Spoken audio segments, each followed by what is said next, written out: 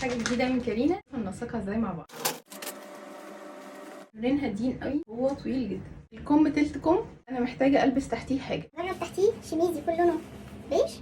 هو طويل وواسع، فبالتالي لازم البس تحتيه بنطلون سكيني. مش عارفه البس سكيني جينز بيج زي لون البلوزه كده. لبست تحتيه الشميز، حاسه ان شكله حلو كده بالبنطلون الازرق.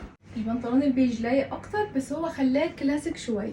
الطرح عندي 2 اوبشن والاتنين من اما. الطرحه دي مشجره على بينك، في الطرحه دي ساده، صور ظهره نفس لون الطرحه دي.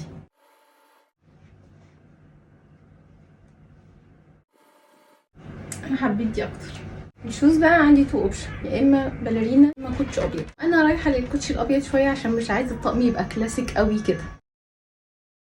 بحس الطقم كده محتاج حياه شويه. ممكن نلبس حاجه جولد، ممكن نلبس حاجه بوب كولر.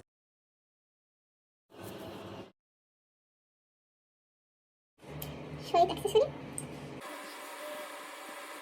شويه ميك اب. شنطه بقى ممكن امسك حاجه ساده، بس انا حاسه ان هي موجودة الطقم.